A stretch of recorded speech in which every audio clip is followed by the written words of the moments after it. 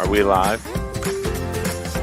Oh yeah. I don't know how broadcast. They don't sell out of cookies every day. Like, seriously. This is the happiest commercial I've seen on any podcast ever. It's all that whistling. It's way better than that Geeks Podcast. With awkward pause at the beginning. The awkward pause sells it. That is it. Hi, everybody. Thank you for tuning in to the Scene Snobs Network. But I'm not here to talk to you about the Scene Snobs. I'm here to talk to you about Max and Jason, Three Geeks Podcast. You will probably tune into the Three Geeks Podcast and be like, 1, 2, 3. Okay, well, there's obviously more than 3. There's like 89 million of us. We started are with 3. There was only like 3 of us last Sunday. We just keep multiplying. Yeah, they fed us at midnight. They poured some water on us. And now it's like 78 geeks. But you can be a geek too.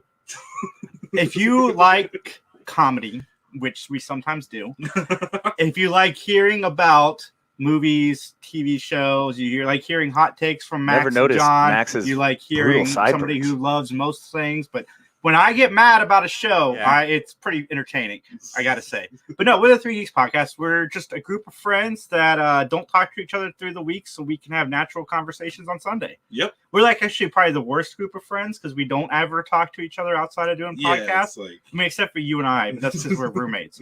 But, like Three Geeks Podcast. Tune in, check us out. And have fun. Yes. Feel free to like, comment, and subscribe. Yeah. And recycle your droids. We're animated, totally insane. They pushed me out and maced me. Those are the best. Welcome, everyone, to the Scene Snobs Podcast, your favorite Tuesday night extravaganza. Usually hosted by the madman, moi, and Mick Manhattan. Mick is actually currently out on a little vacay, much needed and, well-deserved time off. So I have a very special guest this evening, our special super sweet guest host. It is the one, the only, Jason Taylor from the Three Geeks, also known as Little Mick. You got some eyebrows for me? There it is. It's like he's not even gone. I tried to find a button-up shirt so I could do this thing a couple times, but I could not find one. I mean, you can still do it. It'll just be weird because it looks like you're rolling up your skin. Well, how are you doing this fine evening, buddy? Favorite characters. Oh, there you go. Perfect. How you doing tonight? I'm doing great, man. I'm doing great. It's been a fun week recording Remake Revolution. I can't wait for everybody to see it. And it's been a good day, good week. Yeah. This was I was lucky enough to be on that. Just finished my recording of it as well. So super excited for everyone to listen to that. Check it out. It's going to be awesome.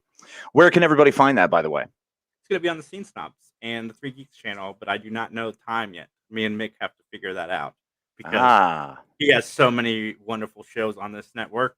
So, my schedule is open on the Three Geeks channel. So, it's more fun. It's more shrouded in mystery here. I enjoy it. Oh, it's fantastic, man. Well, we have a few. Yeah, exactly, Mick. It is the eyebrows. It's always the eyebrows, bro. And aren't you supposed to not be here? Mick is the worst at taking vacation. He still has to listen in. He still has to check it out. God bless him. He did say he was off camera. He joined us for a recording on Remake Revolution briefly, but he was not on camera. It was just his voice. So he did not break his... Good. rule. He needs the break.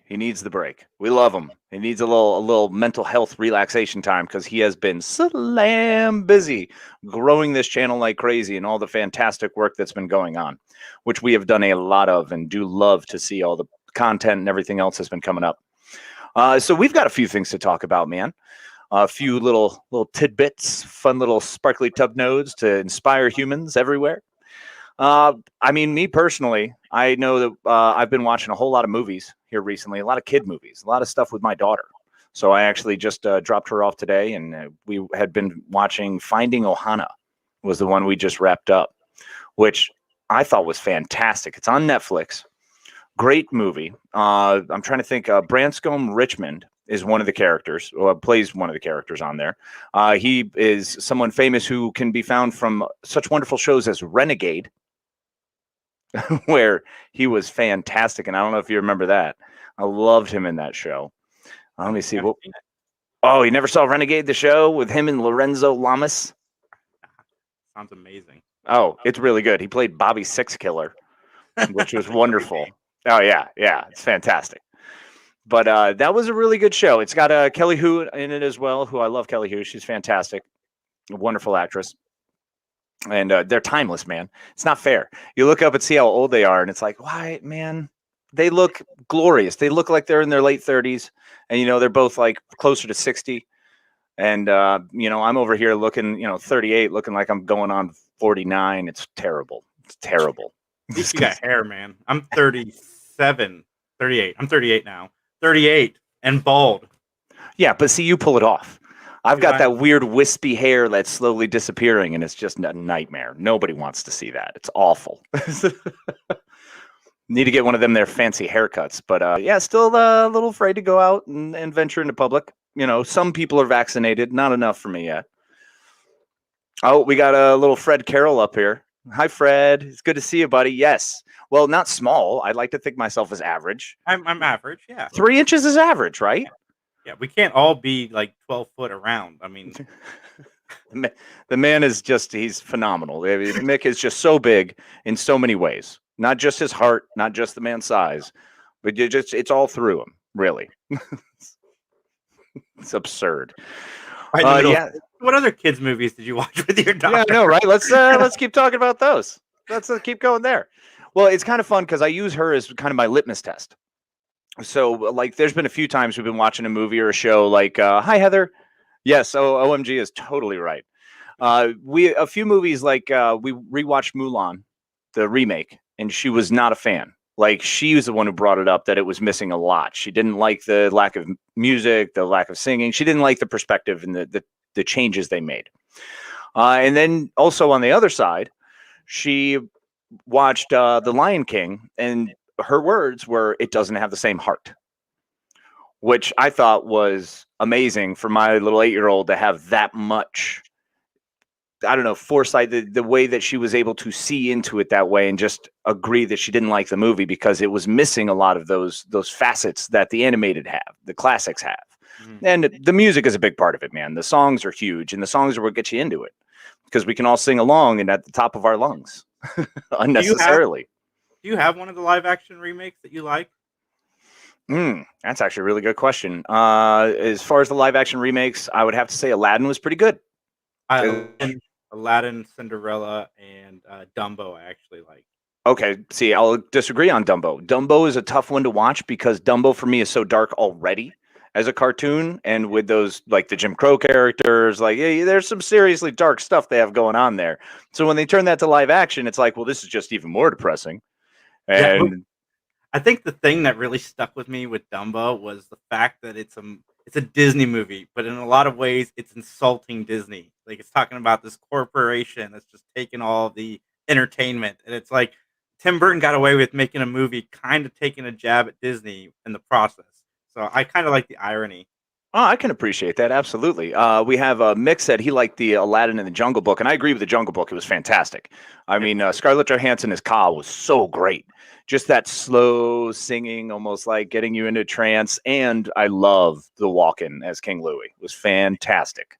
Yeah, and Will Smith as the genie in Aladdin really surprised me. Yeah, he was really good. I mean, it was nice to see him make it his own. He did his own take on it, and he did it his own way. And, I mean, let's be honest, you're never going to top Robin Williams because he will forever be ingrained in our souls as Genie. But he did a lot of good things with that character. Oh, hi, Tim. What's up, buddy? You could talk to me through the chat still, buddy. Yeah, see, it's even better now because you get him in person. So what about you now? Do you have any movies that you've seen recently that with your kiddo that really made an impact? We recently watched, it's not a movie, but there's movies in the franchise. I recently watched the Mighty Ducks Game Changers, and I had so much fun sitting down and watching that with her. And I'm a fan of these reboots mainly because it takes me back to a simpler time, and this is one of the ones that's good. Like this, it feels like the original Mighty Ducks movies, and we had a lot of fun watching it. She seemed to really enjoy it. The humor is pretty much the same as the original franchise, and we were both really digging it. Yeah, that was Mighty Ducks seems a little more in vein. It seems it's a little more in line. It's easier to keep that feeling with sports movies. I think it's a lot easier because you don't have to vary much, and there's no singing. With the animation, there's a lot of different characters that are going to be bouncing. It comes screaming off the screen and just jump into your heart and your soul, and it just inspires an entirely different event. And whereas with sports movies, you're going with the same thing of building a team, building unity. You know, there's always that redemption of some sort. So that's good to know that one's good. Have you checked? Yeah. I forgot how funny Emilio Estevez was. Funny looking. Not all the above. He drops a couple good one-liners in it. He is definitely the Sheen brother that won. Oh yeah, agreed. I mean, he came out on top. I think we can all see that. Charlie has a few other problems. Hi, Casey, and yes, you know it's Shaba, the way I spell your name. LOL, and hello, new guy. Hi, Corinne. What's up, Shaba? Oh, Fred is asking, why does Madman look like Hulk Hogan off the roids? Well, that's just because of the head wrap. That's all it is. And he got really jazzed during the recording of Remake Revolution today. Yeah. Check out next week. Pretty stoked. Pretty stoked.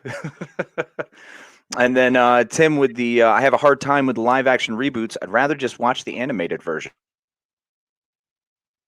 And what's nice about that, why I wait for Casey to join me again, is you still have the animated movies. So if they make the live actions and they're not as solid as, say, the animated are not going anywhere. So that's what's nice about this whole thing is that you get them both. And sometimes the live action remakes live up to the hype, and sometimes they don't. And The Lion King and The Jungle Book, well, The Jungle Book more so, but The Lion King is not a live action movie. I wish people would stop calling it a live action movie. It's a very pretty cartoon. It's very lovely rendered as opposed to animated. But I did really enjoy Cinderella. You brought that one up, and I thought Cinderella was fantastic. Cinderella was one that they had a good story. They were able to push the simple story, but it's also kind of that Grimm's fairy tale where you can make that work. You can make that fit a little more easily, and you don't need the bibbity boppity boop. Yes. One of the shows I've been watching with my kids, this is not a kid's show, but we're talking about stuff we've been watching with our kids. My kids and I really love watching Impractical Jokers together. That's solid. That so works. Much so that I'm taking them on the cruise next year if we're allowed to do that. Get out. Oh my God, man. I love that kind of comedy. The improv mixed with making yourself look stupid in public. And well, I mean, I just call that everyday life. That's right? Pretty much all I've got. That's what we do on these shows. Yeah, exactly. And Emilio was great in Men at Work. I love that one. Classic. And Stakeout. Oh, Stakeout strong with what, Richard Dreyfuss. Yeah, I even like the sequel. No, well, because it was funny too. It was the exact same movie. That's the way a sequel should be done sometimes. Just make the same damn movie and everyone will be happy. That's all we want. And now, did you happen to see what was the other live animated one that I wanted to bring up? Well, first of all, what are we going to do with a Snow White? That would be interesting. How would we pull off a Snow White live action? Because, I mean, that could be some dangerous line to walk. Well, yeah, you make Snow White human and the rest maybe animated. I don't know. That might work. They could probably play with that. And Peter Dinklage is looking for work. He could play one of the 7. Easy. He would definitely be Doc. But let's just state that right out the gate. He would have to be the one who would be the best actor. You got to put him forward. Yeah, 100%. Now, what's Disney going to do with the live Robin Hood live action movie? I'd actually be cool seeing that if it was rendered like the Jungle Book and The Lion King. I would be okay with that. That could work. Yes. As long as they're foxes, man. You got to make the foxes. Yep. Can't have them not be foxes. And you got to have a giant rooster singing oodalali. Otherwise, I'm out. That's fair. If you don't have those, I've got nothing. Grew up with those movies, man. Those are some of the best. Nice. Yeah, Tim bringing up the Voltron reboot is great. Watching with my daughter. She's getting big into anime, and that's my lean in. That's strong, man. That's a good way to do it. River, my kiddo, is not so much into the anime. Like, I tried a few times, a few forays into it, and she's like, yeah, whatever, I'm bored. Yeah, I for some reason, I like the idea of anime, but I personally can't get into it either. I try. Every time I try. Yeah, I'm always 50-50 on it, hit or miss. It depends on the story. I'm much more of a sci-fi guy. So if there is some sci-fi, I'm in. Like, there's one that came out a little bit, Knights of Sidonia on Netflix. So that was pretty rad. So there's some forays, dip the toe in and always try to hit the big ones like Ghost in the Shell, Akira. Those ones are worth it for me. But I can't there's just so many episodes sometimes. It just gets outrageous. It gets to be too much. Can't keep it up. Ocean's 11, there's a favorite remake from George. Yeah. Hi, George. George, besides the Sammy Davis song in the original Ocean's 11, that movie is pretty bad. Hey, back off. Besides, if we're going to go with any of those era movies, Robin and the Seven Hoods is the best. Mick, we can never ignore your comments, buddy. Russell Crowe's Robin Hood, that's fine. I mean, I like the idea of Russell Crowe as Robin Hood. I could see it again. I don't know if we need that again, though. Well, look, that Robin Hood that he did was definitely not Robin Hood. I still stand by it was Gladiator 2. All right. All it was him and Ridley Scott getting together and saying, let's just do this all over again in England. Yeah. And Heather loves Russell. So there you go, Mick. You got backup on your comments. Yeah. No one's putting it down. I just want him to be voicing a giant animated fox. Or rendered fox. Because we want to get it right here with our terminology. Don't want to be messing it up. So have you happened to catch Raya and the Last Dragon? Yes. I liked it a lot. Yeah. I was really impressed with that movie. I thought that one was fantastic. I feel like Disney finally started hitting on their cylinders again. Not that they're ever really off that much, but, the remakes they went on were so heavy. That was just saturating everything. And I'm glad they kind of moved back into their bread and butter a little bit. What's crazy is Disney, when Disney's hitting strong, it seems like Pixar drops a weak movie. And then when Pixar hits strong, Disney seems to drop a weak movie. And it seems like now they're both firing on good cylinders. And I love that because, we get Frozen and then we get Cars 3. So I love where they're going. And Raya it was so good. So much so that I want to see a sequel to a movie that I didn't even want to watch to begin with. Yeah, it's true. They finally put something else out that it's back in their wheelhouse. It's hitting on all the cylinders. And I did love Soul, but it was odd watching Soul with my daughter who didn't really enjoy it. She didn't really catch it. I feel like watching Inside Out, a movie like that, she was in all the way because they had fun, zany characters. And it still had it, for me, hit home a lot because you're learning about those strong emotions and how emotions can be more than one simple thing. So it was a very good growing movie. Whereas with Soul, I didn't see that. I feel like it disconnected and missed a little bit with some kids. Not all, obviously, but with mine, definitely. And I use her as a measuring stick because it's just that easy. She knows what she likes. Most Pixar movies are made for adults, but generally they're made for adults and kids can relate. Like The Incredibles is about a man during a midlife crisis. That's not a story that a kid can relate to, so much so, but it provides enough humor and entertainment that the kids can also enjoy it with the adults. And yes, I've heard the same thing about Soul. I have not seen it yet. It's worth it. I mean, it really is a fantastic flick. I loved it. And it's funny you bring up The Incredibles because that's kind of showing Pixar in its perfect moments where it's going to give you a story that's an adult story, but it's going to have the kid side stories that are going to make you lock in, like with Violet trying to, not be shy anymore, or Flash basically just trying to not be himself, but also how to embrace being himself, how to actually use his powers and how to be able to not feel like a weirdo anymore. So it's kind of neat how all that worked out. And Incredibles did that perfectly. And Jack.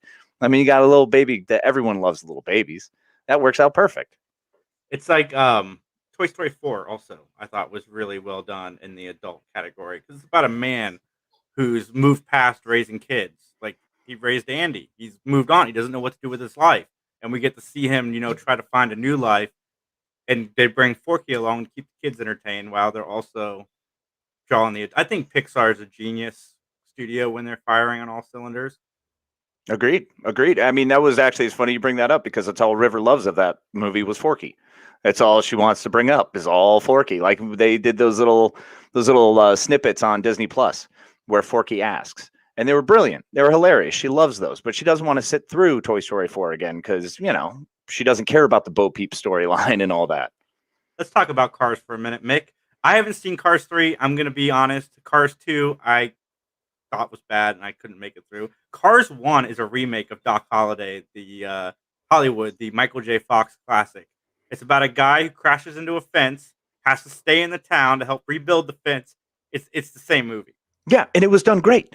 It was done fantastically because Doc Hollywood is a fantastic movie. I love that movie. Michael J. Fox crushes it. And I can't even remember the love interest, but man, I was so head over heels for her. She was fantastic. And then we get into Cars, and Cars, I had the same reaction. I was like, wait a minute.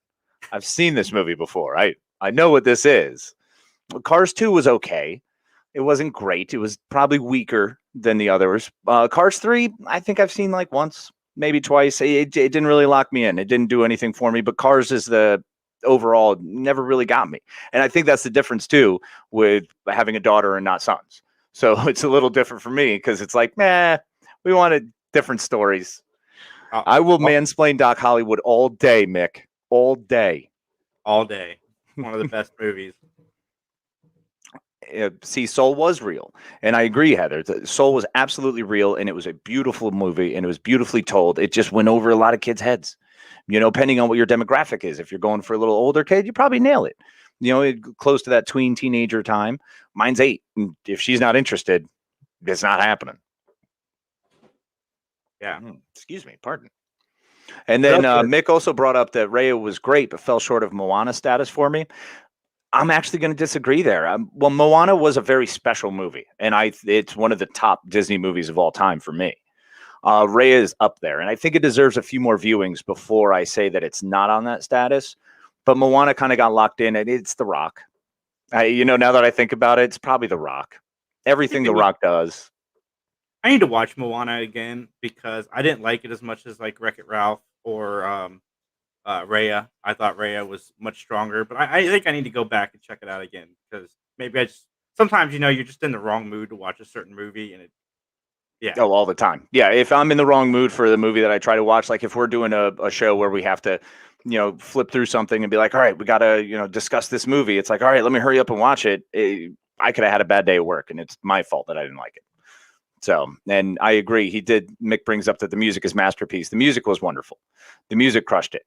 I think that's what Raya did really well here was actually in their storytelling more than just the music and the ambiance. I think Raya actually, the end, giving the hero, not the hero victory. It was actually handed off. And I think that is a beautiful story to tell and one that we don't see enough of.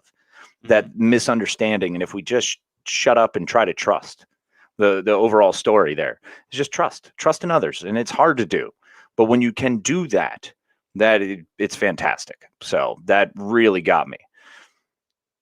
Yeah. And it's got dragons. We don't fucking love dragons. Love fucking dragons. All kinds of dragons. It's got every kind of dragon.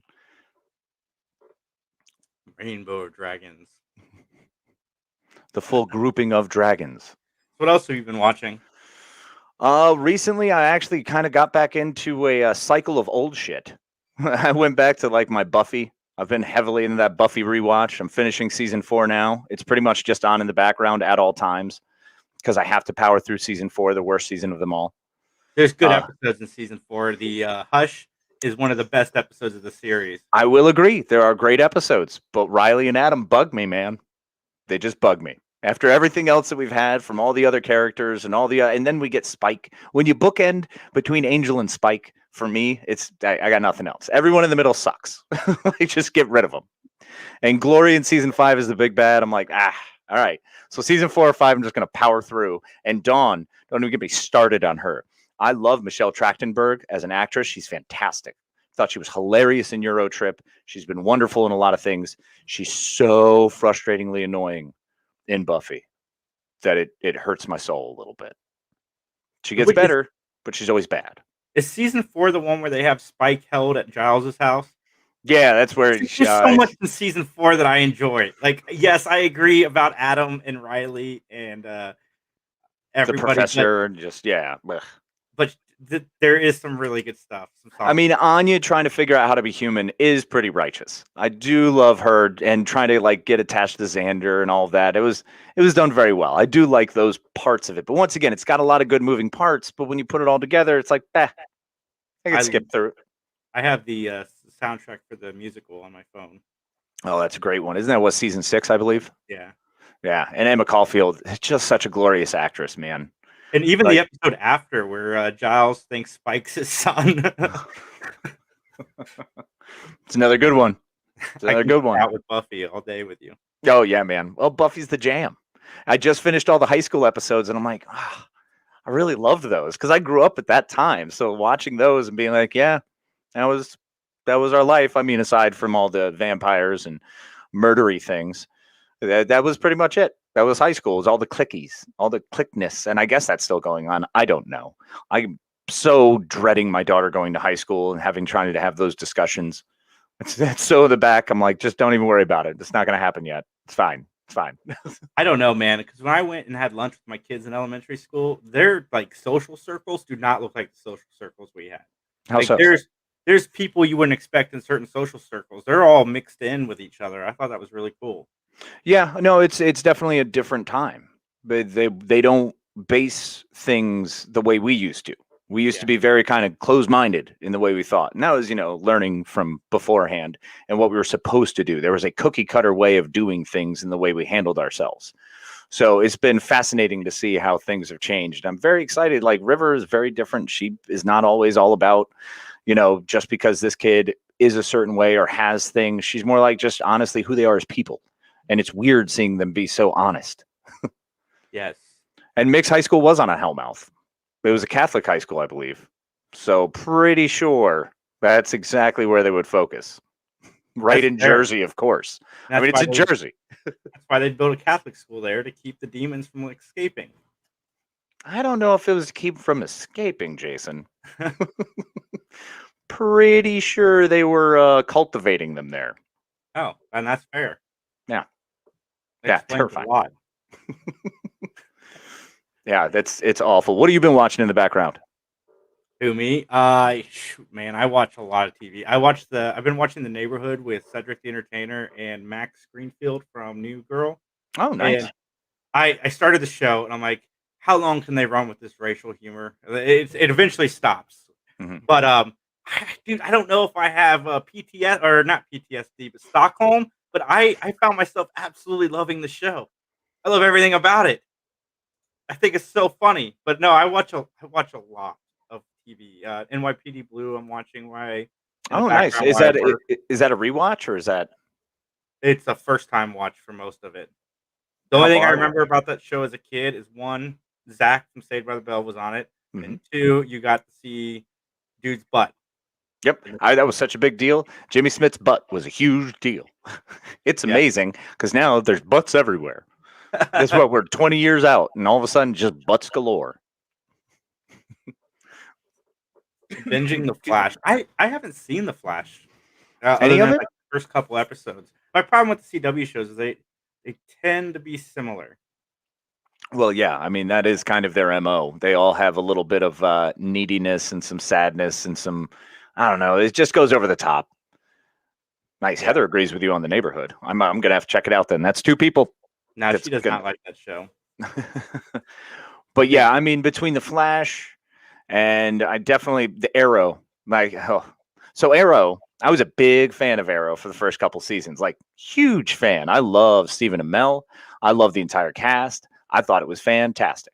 And then it CW'd itself. It CW'd all over itself so hard that I was like, look, I was a kid who grew up on Dawson's Creek, Buffy, Charmed. Those are some of my favorites growing up in high school. Going into these shows now and watching those happen to my superheroes, I'm all right with it. Nope. It's too much. It just, it's, I don't know what it's, and Arrow's up to what, season 7, season 8? It went There- forever. It's done now, but I want to see Superman and Lois. I heard that was really good, and I liked Batwoman a lot until Ruby Rose exited, and I have And not that had was- any interest in going back. But I found out Kate Kane's character came back, which just kind of made me intrigued to check it out, even though it's played by a different actress. But I loved Batwoman. I thought it was breaking the repeatedness of some of the other CW shows, and Titans was really good too. But that's HBO Max. Yeah, I agree. I dug Titans. Titans is badass. I was a big, not really a big fan, but I enjoyed Batwoman on first watch. It probably deserves a second go around just if they're continuing on. But I just get bogged down in that CW crap. I mean, Supergirl, I actually really enjoyed season 1, even though it was super CBS-y. And it was very odd.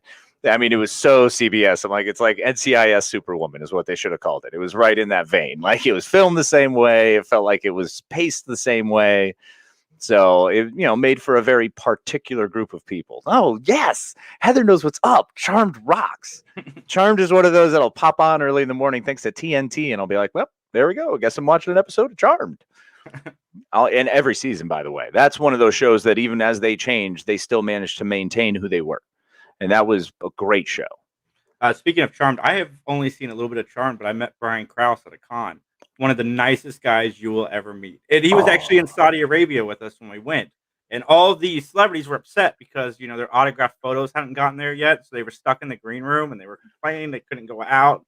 And he's just sitting there chill. He's like, guys, we're getting paid to be here. Like, it doesn't matter what we do. So if they don't have our pictures, I mean, we're eating food in the back room here. Like, this is great. I like that guy a lot. I respect him a lot. Yeah, it sounds like it. I mean, Brian Krause, I love from Sleepwalkers. That was the first time I saw him, and that's how I bonded with actually a couple of my friends early on, was watching that. I freaking dug him, man. He's hilarious. And him coming on as Leo was such a cool character. I was like, yeah, I want to be a white lighter when I grow up. Boy, I tell you what, had a lot of childhood dreams smashed to crumbles when I hit about 17. It was like, wait a minute. You can't just be a witch? You can't die and become a white lighter? What kind of crap is this? Then all the superhero stuff was fake? What? I was waiting for my mutation for years.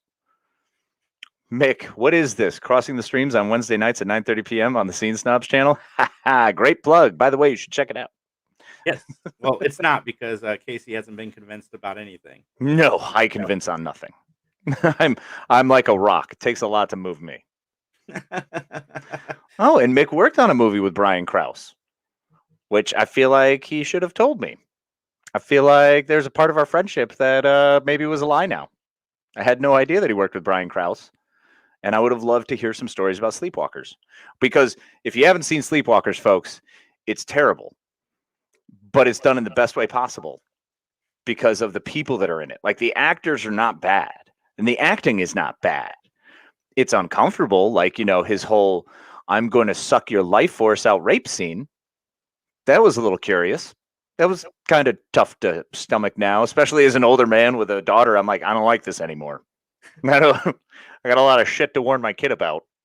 Oh, man, I tried. So everybody keeps telling me that I Spit on Your Grave is a good movie. So I finally sat down to watch it. I watched the remake, though. Okay. And I will never watch it again. I will never watch the sequels. I'm good. As a parent of a daughter and a stepdaughter, I don't want anything to do with it. Well, I mean, it's pretty rough. Pretty rough. It's kind of heavy duty, as the kids say. It's a bit heavy-handed. So I take it you're just not a fan of rape movies, which, I mean, probably puts you in a massive category of people who also are uncomfortable. Like, I can't watch even the scenes, like in The Hills Have Eyes, in the remake. Oh, man. That scene in the trailer, I was like, I'm good. It's uncomfortable. I don't like it. Especially when I'm trying to teach my daughter about, like, how to avoid shit, which has basically come down now to, like, self-defense and a screwdriver in the eyeball. I'm like, let me tell you what to do in case anyone ever fucks with you. Just take a screwdriver pen right in the eye. Well, it's just when they linger on it, like, especially in I Spit on Your Grave, like, they make the audience a part of the whole rape sequence. It's like you're there and you don't want to be there. I don't want to be there. I would never do this. Why am I here with these people? How did we get here? What's happening? And I mean, look, that is a testament to excellent storytelling. And That's the fact true. that they are able to get you there, I think the camera work is fantastic. I think everything about those, like Last House on the Left is another one. I think all of those movies do a wonderful job. I love People Under the Stairs, George. Yeah, that's it. That's another good one too. But it's because their storytelling is so fantastic that they get you into the movie, that they put you in that position, and it's uncomfortable. When the filmmaker is able to make you uncomfortable, that means they've done part of their job. Now, the other part of that job is to keep you entertained, and sometimes that's hard to do after those sequences. The only reason I kept watching it is because I was rooting for her to kill them all. Right, and that's the whole purpose of it, is to get into it and be like, yes, now murder everyone.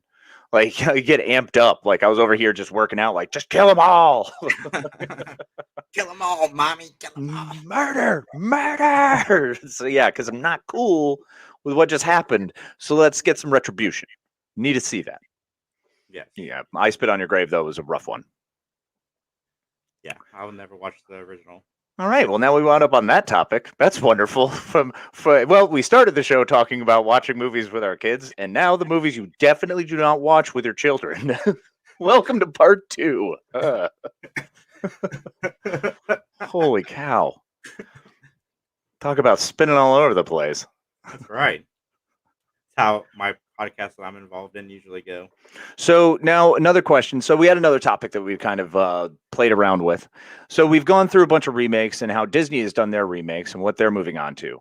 Now you and I have had discussions before on other shows, your show in fact, about video game movies. And this is one that I think is a great topic. So what new video game movies do you think people should be watching now? B, what other movies do you think should be made? Video games should be made into movies. Tomb Raider is one of my favorite video game movies, and Agreed. Mortal Kombat, the original. Okay, so Mortal Kombat, you're still sticking with. You're going to die on that hill. I mean, until the new one comes out, I think the new one has a chance to overseed it. But the original Mortal Kombat, though, that's just everything you wanted from a Mortal Kombat movie. Like, who cares about plot? Like, Street Fighter tried to give us a plot. And while I love Street Fighter and Van Damme's speech in the movie, you could go home or you could come with me because I'm going to get on my boat. I don't remember the speech. I got to look it up. Okay, so but here's my thing with Street Fighter, though. It was cheesy. It was made to be cheesy and over the top. It was done in a cheesy, over the top way. And I thought that was great. I thought it fits perfectly for what it was supposed to be. I mean, you have Raul Julia as M. Bison, for crying out loud. You know, the dad from Addams Family. I don't think anyone was going in there expecting anything to like bang zoom over the top. And not to mention it's Street Fighter. The whole point of Street Fighter is to go from country to country fighting all these big mega villains at the end, you know, to stop the evil syndicate from taking over. Mortal Kombat is just murder everyone. So you can't really go wrong when the whole plot is just to kill everybody. It's like Bloodsport, but more serious with kooky bad guys. Which is what Street Fighter should have been, Bloodsport with kooky bad guys. Like, I feel bad for Raul Julia that's the movie that he ended his career on. But, I mean, it's still a Van Damme movie, so, I mean, I don't hate it by any stretch of the imagination. I still, like I said, Van Damme's speech in that movie rivals Bill Pullman's speech in Independence Day. It's fantastic. He gets on his boat. He goes kicks Bison's ass. And no, Mick, the audience doesn't miss you because I can do this. It's a delightful callback. See, I disagree. First of all, no speech is as good as Bill Pullman's in Independence Day. That stands alone. That is set apart. There is nothing that can ever touch that. The Alicia Vikander Tomb Raider movie is a fantastically done movie. Really good with all the parts of video games that you would want, like from the original video game. They get into it and they have, you know, with the new one, with her kind of coming into her own, the father story. I think it was done really well. I think they did that way better than the Angelina Jolie story. I've never seen the Angelina Jolie movies. Oh, man. Well, they made 2 of them, so that automatically tells you something. I don't know what it tells you, but it tells you something. Well, this is going to make Mick's head explode, but I'm not a big Angelina Jolie fan. I mean, she's not quite Drew Barrymore, but, I mean, she's up there for sure. I mean, she's all right. She's fine as an actress. Yeah, I agree. Chung Lee movie was good. I need to give that some more love. Yes, that was a decent movie. I don't really count it, though, because I haven't watched it enough, whereas the other ones I've watched too much, especially the Angelina Jolie movies. Yeah, I agree, Mick. We will. Absolutely discussing best speeches when we get back. Yep. George with Tron. They made the original for me and part 2 for Bryce. We love them both. I get that because Tron's amazing. I don't know if it was ever based in a video game, though. It's just like takes place in a video game. Yeah, they made a video game after the fact. Right. So that's a little different. But now we have some other. Now, what other platforms? We're talking about kind of platforms that have been PlayStation, you know, more of an older era, or sorry, more current era. As far as older video games, though, like I'm a Nintendo kid. I go all the way back. I'm rocking my Pitfall shirt right now. Like that was my jam. Like heck, man, I was cool with Galaga. Like that was seriously. If I see an upright Galaga, I'm stopping. I'm investing money in my Galaga experience. The last time I did that, I think I wound up staying up like for 4 hours longer than I should have, and got a lot of phone calls from some angry people. Like, where are you? You need to get here already. Galaga I get lost in. But I was an NES kid growing up. Yep. So for me, there's all kinds of different NES games that I would rather see. So I've got a couple. I'm kind of curious to what you got. I'm surprised we haven't gotten a Contra movie yet. Like, it's right there. It came out in the 80s. You have Arnold and Stallone, like, right there. The movie writes itself. You get those two guys. I mean, now it'd probably be The Rock and John Cena, but back then, you know, Schwarzenegger and Stallone in a Contra movie, like, that's what they do. Yeah. They carry big guns. They're big guys on whatever they're on to get that big and just gunning down folks. I can't believe we never got a Contra. Well, we kind of got Predator. That has some Contra-esque parts. Yeah. But you're right. They could have done a Contra. I mean, Super C. We could have it at Super Contra, the one where you actually have the team. That was always one of my favorites. I think that would be fantastic. And the squad you could get together now would be fantastic. I mean, you can put together, you can basically take the entire Expendables cast and just slap them in there. Yes. That's all you need. Be like, all right, guys, we're going to pay you the same. It's basically the same movie. We're going to be shooting on the same location. You're going to have all the same shit. It's just going to be branded differently. We're just going to, instead of on the side of the plane, it's just going to say Contra Team. Yeah. Anytime Jason Statham and Jean-Claude Van Damme can get more work, I am a happy guy. Yeah, agreed. I'm a huge fan of Jason Statham. The guy can do the same thing over and over again, and I still want to watch it. Liam Neeson, however, doing the same thing over and over again, and I'm annoyed by it. Yes, 100%. But Bob Odenkirk's coming for that title now, too. Oh, yeah, nobody. Mick says they'll never make a Contra movie because we all know the U.S. was the villain of that conflict. Yeah, we were. I think now, like, it's so funny now as we've gotten older, and we're starting to see the dusting of history hit and be like, yeah, we kind of suck from about 1978 on. We were pretty shitty. I mean, before that too, but everyone was shitty back then. Corinne, Metroid, 100%. Oh yeah, I would love a Metroid movie. Who could you cast in it? Angelina Jolie, Alicia Vikander. Well, again, yeah, we'll just keep recycling Alicia Vikander. She's proven she can do it. If she can do it once, she can do it 400 times. Jessica Chastain would be really good in it. Ooh, yeah, actually, that would be interesting. Although I had a conversation earlier with one of my buddies that the Ava movie kind of struggled with that one a little bit because the fight choreography felt a little wooden. But in Metroid, I don't think we'd have to worry about it. You know, Ava was where she played like a super spy hitwoman. Oh, and okay. yeah, and so it was all right. I mean, good story. She's good in it. I take nothing away from Jessica Chastain. I think she's fantastic. Just in Metroid, she'd probably work better if it's less hand to hand and more like arm shooty. Which arm shooty brings me to Mega Man. Oh, Mega Man! I want a Mega Man movie. I've been waiting for a Mega Man movie for a long time. You have so many elements. I mean, being able to have a bunch of different big bads that you go up against. You collect all of these different articles and weapons that you have to use in order to complete the next challenge. I mean, you can make a pretty simple movie out of that and make it linear and basic. Like we could get kind of a Carl Urban Judge Dredd feel about it, or, you know, the Raid where it's just traveling up levels. I'm cool with that. Yeah, who doesn't love that little blue guy? Like, he is the Communist. best. Look at that. Yeah. Look at that face. Right? Like they did, and they did that anime, and it was all right. But I would much rather have a live action, man. I think you could do so much with it, and it's so simple. Another basic premise. Same with Metroid. What did you guys think of the Final Fantasy movie? Which one? I haven't seen either. Because there's a lot. I mean, what was it? Advent Children or Advent Rising? That was pretty cool. But once again, those are anime movies. Yeah. So I have a lot of difficulty going into the anime movies when the animation is the same style as the video game. I'll just play the video game. Yeah. You know, because I'm happy getting my story in there. I mean, I still rewatch all the Uncharted games. I don't even play them all anymore. Sometimes I'll just watch the 4.5 hour movies and be like, yeah, let's check it out. We already got a good Super Mario Brothers movie, Mick. It starred John. Don't you dare, Bob Hoskins. Don't you dare mention that. You get out of here. That was the worst King Koopa ever. What was he? But you were young like me when that movie came out. Were you not hyped for a sequel? I was amped. I'm like, yes, Daisy. But it was also in the same vein as like Hackers and everything else. It all felt very much the same, and I didn't. Growing it doesn't hold up. Like watching it then was great. Watching it later was like, what the fuck was that? Yeah, like a year later. Like, it was like, what is this? I mean, Tank Girl at the time was like the best comic book movie. I remember bringing it home and showing it to my dad. I'm like, oh my God, they made a game with that They made a movie of that game we used to play, and he was out. He fell asleep. Oh yeah, no, I did the same thing. I was all excited to go to North Star Video in the northwest corner of Connecticut, and grab that for my $3 rental, and it was shit. It was shit. I was so disappointed. Yes. But Battletoads, there we go. Mix that Battletoads. Man, I could be down for some Battletoads. That would be awesome.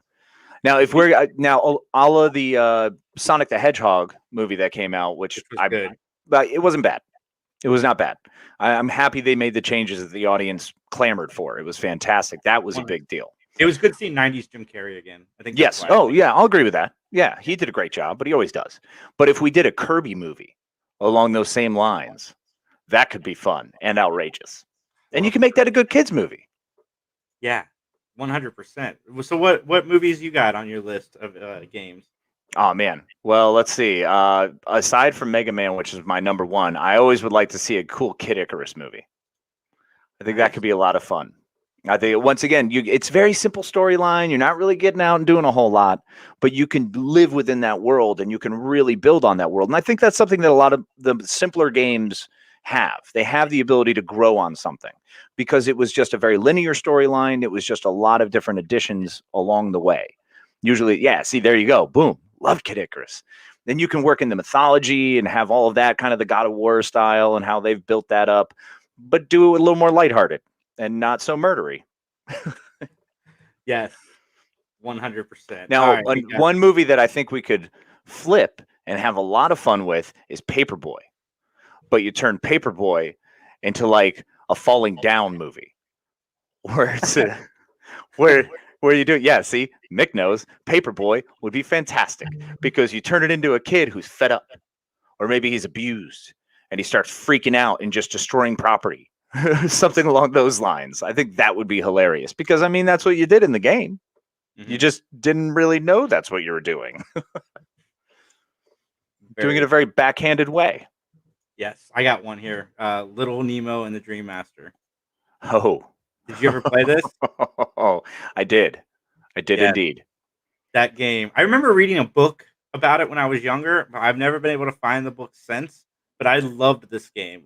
The character throws candy at monsters and he can jump inside of them. Fantastic. Mm-hmm. Yeah, that was cool. And I think there's a couple new games that have come out recently that have been kind of in that where you change your outfit and you change your powers kind of deal. So same with the whole Mega Man thing. I think that play would work. Definitely better than Monster Hunter, which fell flat on its face. I feel like it's harder to make movies about or with the new storytelling. With the new games that are out, because those games have fantastic stories. You need the 7 to 12 hours of the breadth of storytelling that they're giving you.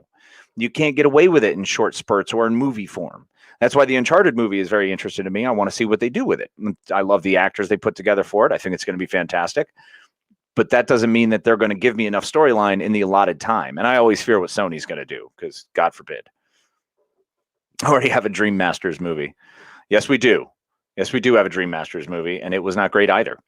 How I got one for you here. How about a good Double Dragon? Yes, I was gonna say that. That's on my list. We should get a second. I saw that movie in the theaters, and the projector thought the movie sucked so bad it decided to catch on fire. Oh, that's right. That was the one that lit on fire. It's never going to be good. It's the problem. We're never going to get anything good unless we get someone who's going to play either twins. When, a la Jean-Claude Van Damme and Double Impact, one of my favorites. Or, I mean, I don't know. Are there two actors right now you think could pop in the roles better than Scott Wolf and whomever else did it? Yes, the guy that played Sloane in the new Kickboxer movies. I think he'd be a good one. Okay, that's interesting. And then I don't know another younger guy that could be his friend. Maybe Channing Tatum. Is Channing Tatum too old, though? Is he? I don't know. I think he could pull it off. He's got those boyish good looks. Yeah. He can stick around for a while. Doesn't require too much acting. Nah, just go out and do some cool shit. Yes, that's another one that should be simple. Yeah, because it can be simple. It's just a matter of, I don't know, cleaning up street crime. You don't need to have some magical, mystical element to it. And I think when they do add that, Zac Efron, there you go. Well, he's a gorgeous man who can do anything. He's a beautiful human, and it's unfair that people like him walk around. Him and Ryan Reynolds are proof that I'm fucked. I'm like, well, I don't have a shot. They're still out there. But I am a huge, huge fan of Double Dragon, and I would love for them to do something non-mystical with it. They don't need to be mystical. They can just make a good, fun movie about some dudes cleaning up the streets. Yeah. If that's even a thing anymore, though, would that fit nowadays? Is that something we could do? Like cleaning up the streets? Like, what kind of streets are we talking about cleaning up? Because now I feel like we've moved on to some pretty heavy-duty shit, like the heroin and fentanyl crisis. Yeah. Like, I feel like cleaning up the streets could be better served with, like, I don't know, housing the homeless. What if that's they win against slumlords? I think that's a better option. Yeah. George G put up there Oddworld Abe's Odyssey. That would be a wild movie. It would be. That would be an awesome movie. I would love to see that movie done. I have not played that game yet. I've been thinking about getting it for the Switch because I just remastered it. Ooh. Yeah, that was a fun one. But that was like PlayStation 1. That's back there. So I think that's had a long enough soak that we could definitely get into that. But once again, that's got to be animated. I don't know how you do that live action or rendered. Yeah. Mick says Tomohisa Yamashita is Jimmy Lee. I like it. I think we could make that work. That could fly. What else you got on your list? That was pretty much my list, but I got NES games for days. You know, a few years ago they talked about making a Tetris movie. Oh no! What? Yeah. How would they do that? That was a real thing. I have no idea. We made fun of it on the Three Geeks for quite a Punch Out. Okay. First of all, you can have any boxing movie and call it Punch Out. It's just some kid coming up through the ranks. We already got it with Rocky, which I don't know which one came first between the two of them, because it kind of feels like Stallone probably based it on Punch Out. No, Punch Out or Rocky came first for sure. Punch Out was 87. Oh, fair. Okay. But yeah, Punch Out's one of those. I don't know. I don't know if it's gonna. It would take a lot to make someone really convinced that this is going to be a great movie. That's fair. I just don't see it selling, man. I don't see enough studios getting behind that unless you legitimately have Mike Tyson in it. You have to have Mike Tyson. Castlevania is another one I'm surprised that nobody's tried to tackle. Now, Castlevania did come out with the Netflix animated show, which I thought was great. It was. I really enjoyed it. That was really solid. But you're right. I think Castlevania would be great. And I mean, you're vampire hunting. As we've discussed earlier with Buffy, vampire hunting is the shit. We need more vampire hunting options. As long as it's good vampire hunting. Yeah, not Van Helsing crap. Or less Twilight. Well, I mean, was anyone really hunting them, or were they just staring at each other and getting into uncomfortable situations? The sun was hunting them. It was turning them into diamonds. I don't know if that's hunting as much as they just wanted to be seen. Saying they didn't want to be seen, which is bullshit. I have a lot of problems with that. George G says, you got Real Steel. That was Punch Out and Rock'em Sock'em Robots. I mean, no, valid. It absolutely was. And I fucking love that because they basically took the premise of Over the Top, the Stallone movie where he's the arm wrestler with his son going across country, and they just turned it into fighting robots with Hugh Jackman. I'm in. I couldn't have been more in. I went and saw it at the theater and thought it was amazing. You know what, Mick? I think I need to give Pixels another shot because, in theory, Pixels is everything I should like about movies, and it's got Kevin James in it, whom I adore, even though I hate Paul Blart Mall Cop, but I love everything else Kevin James does. Everything. Unapologetically, I am a Kevin James fan, but I did not dig that movie, so maybe I should go back. What do you think? Should I go back? Yeah, Pixels was definitely one of those that I did not watch in the proper mindset. That was the same thing with Wreck-It Ralph 2. Like, my daughter was all about it, and she's like, let's watch it. And I watched it and was like, this is crap. And then I rewatched it a few days later and was like, oh, what? I saw a different movie. Like, this is amazing. So I think Pixels will be the same there. And I'm a huge Kevin James fan as well. King of Queens sold me. I loved his, Don't Sweat the Small Stuff was his stand-up. When he talks about eating a burger and it feels like you get a trank dart in the neck. And that's yeah, he was right, man. You hit 30 and all of a sudden it changes. Your body does not do the same shit.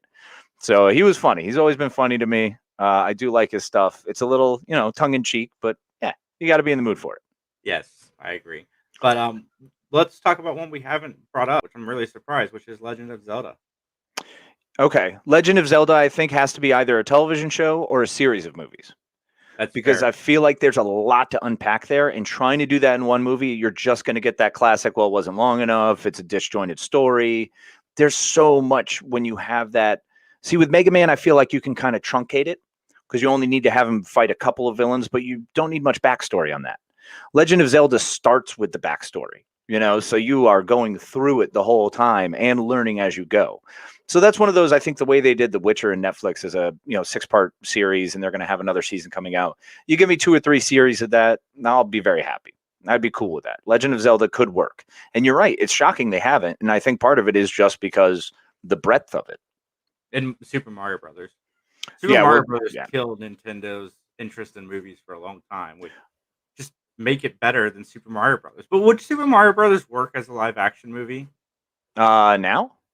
Just in general, do you think it should be live action or animated? I think it should be an animated movie. I think they should stick with the animated. Once you have something going like that, and those characters are already so ingrained with us, trying to put them into the face of someone else is difficult. Yeah. Whereas with the Uncharted, Tomb Raider, all these other storylines, they're people that we're trying to follow along as people. Even Metroid, I think we could get on board with being like, yeah, I'm part of this character. Mega Man, I think we could, in some ways, allow that disbelief to become Mega Man. But yeah, with Super Mario, it's going to be real impossible to find someone who, a Bob Hoskins-esque guy who could live up to that hype and that level. Well, I mean, to be fair, I think they'd have to live up to these guys' level. Yeah, Captain Lou Albano, 100%. He nailed it. I loved Super Mario Brothers Super Show. That was a good one. But once again, you get the silly. You've got to allow for silliness. You have to allow for this.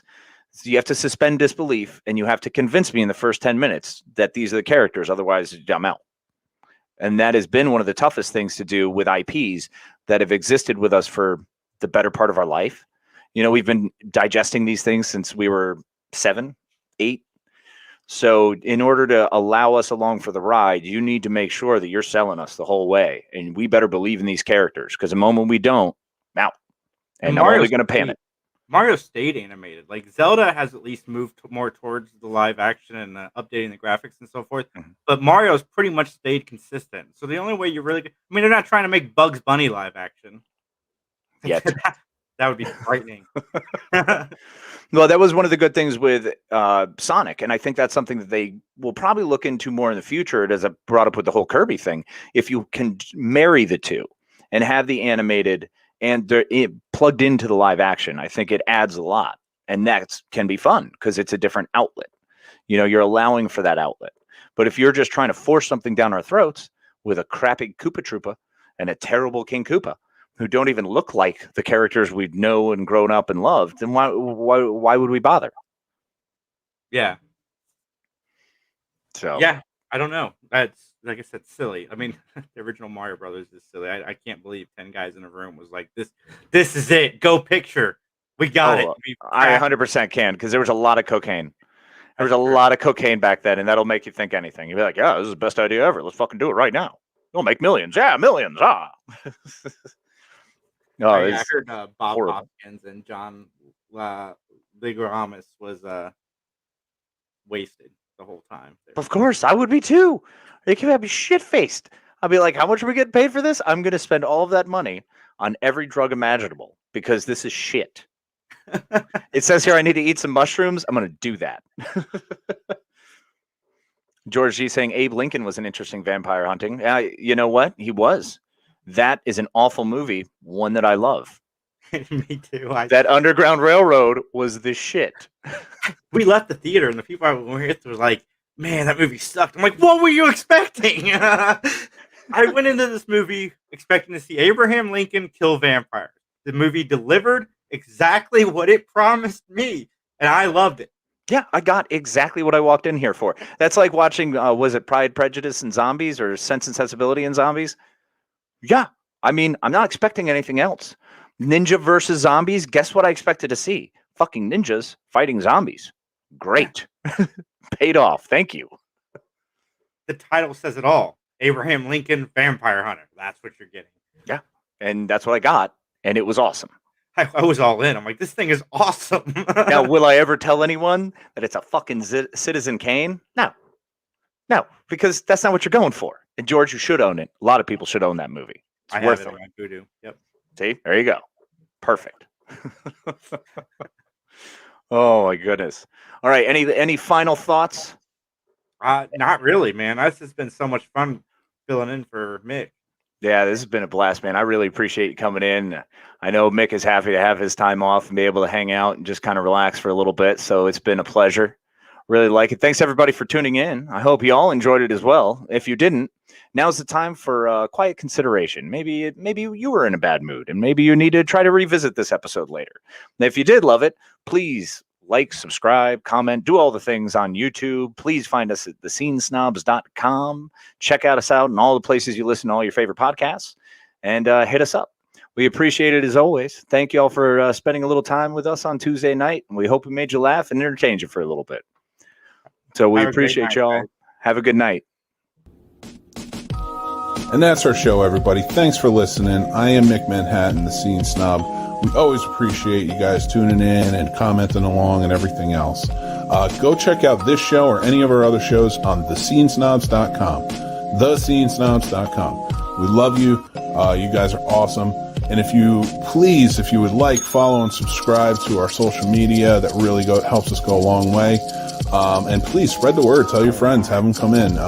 We love feedback and everything else. So everybody, you have a great day.